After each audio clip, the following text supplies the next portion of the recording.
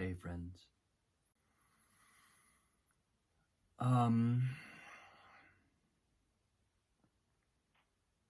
Something that kind of showed up for me today, I suppose it was during meditation, as usual. But it's also been sort of on my mind. You know, there's a sense in which we talk about, I've talked about in the last few days even, you know, how the inner is the outer, and how the interior world is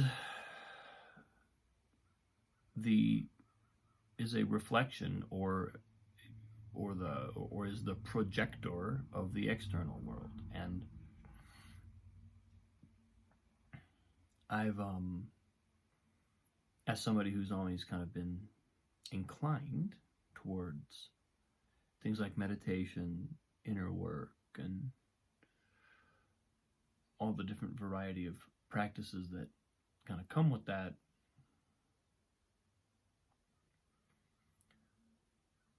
it's not hard for me to go there and to really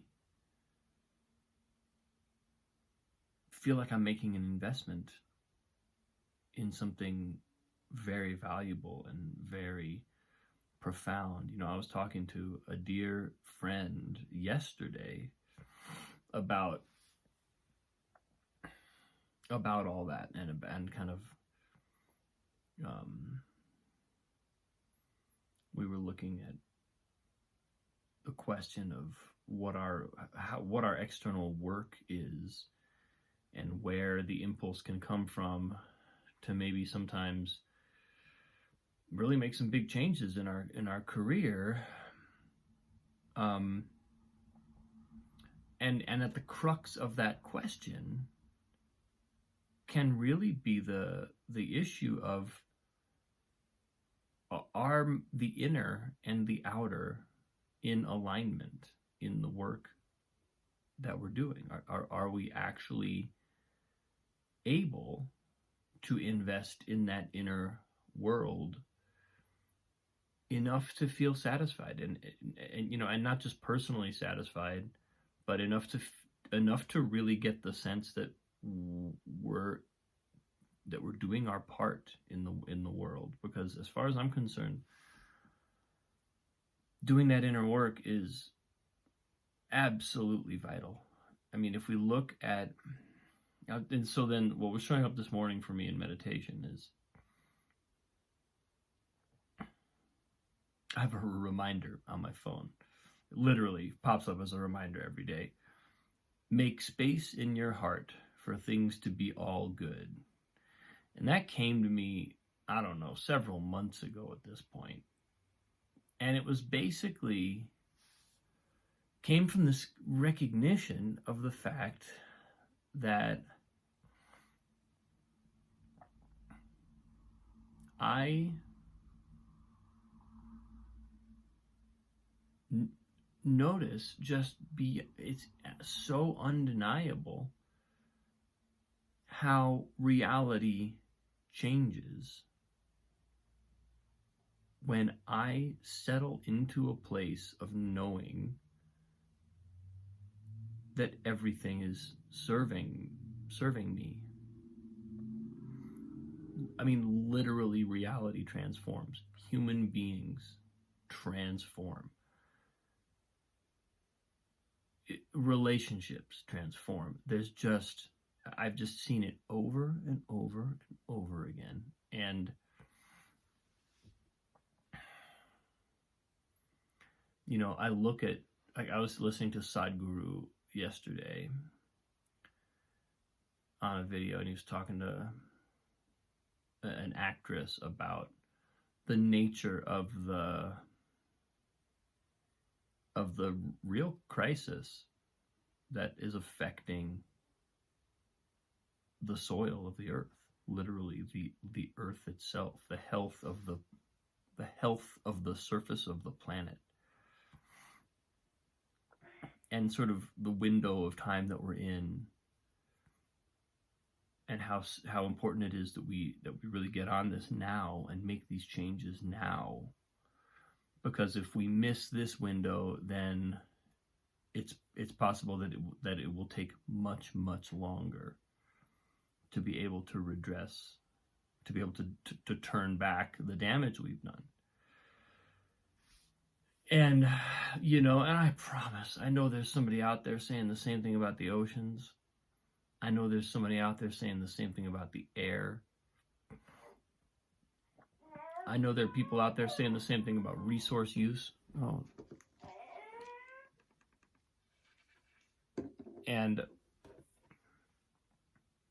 not to mention, we've got, a war happening on the planet. And something really, and as I came out of that, there was a moment where I kind of went, I felt this sense of,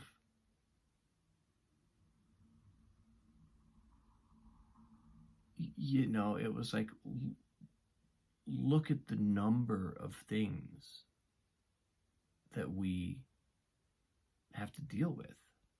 Just the volume of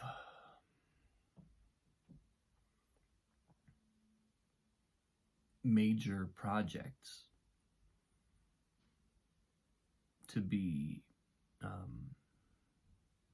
performed by human beings right now in a relatively tight window of time. It can feel really daunting, and especially for any individual who's not an expert and who doesn't know what I can do, off the top of my head immediately, what I can go do to start to contribute to some of the efforts that clearly need to be made collectively, not just by a couple of experts or people in the know, but like by everybody. There can be a feeling there's just this feeling of the task can feel daunting. And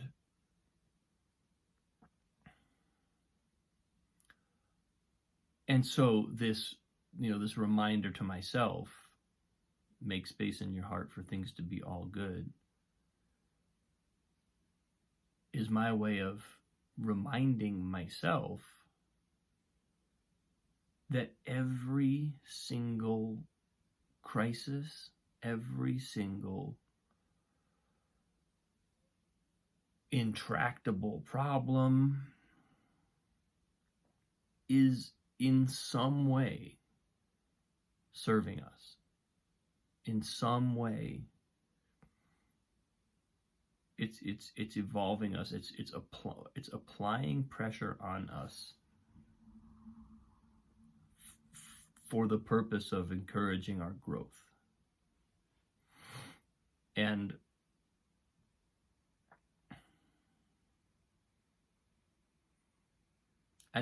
that empowers me. That gives me a sense of confidence, a sense of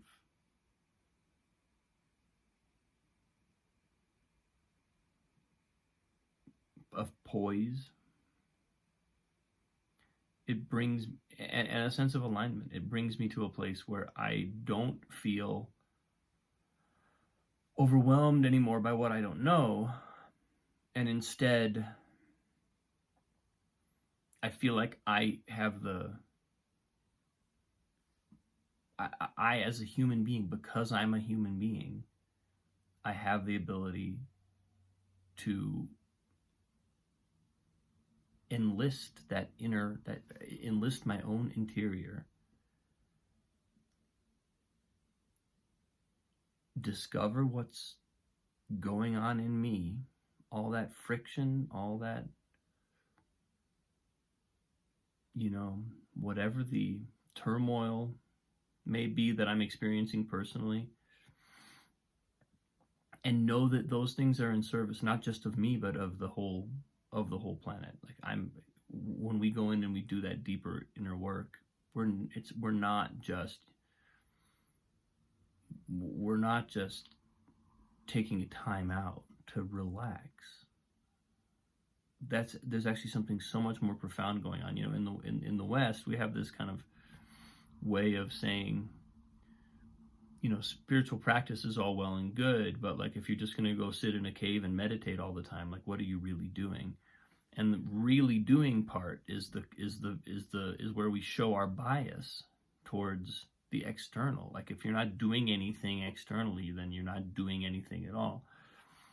And I just don't believe that to be true. I think that internal work, why is it so hard to sit still? Why is it so hard to sit still for 2 hours? Why is that a challenge? Well, because when we sit still, stuff comes up. That tension and friction that's bubbling under the surface of our awareness, and that is continually being projected onto the external, we have to sit with that, and we have to face it, and then we have to allow it. We have to reckon with it and deal with it, and ideally, hopefully, release it. But it brings us into contact with what's happening in the reality that we're in. And so yeah, and even beyond that, we have to be good with it. We have to be all good with it. We have to be all good with the turmoil before we can actually alleviate it. And somehow this morning that was just coming up in a really powerful way, and it's kind of, it's affirming my practice, and it's also kind of reminding me really kind of where to keep my heart, where to keep my focus throughout my day, where to keep coming back to throughout the events of my daily life. So yeah, that's where I am today, people. And now I'm going to go get my daughter up, because she's clearly not happy about still being in her nap time. Love you. Appreciate you. Have a great day. I'll see you tomorrow.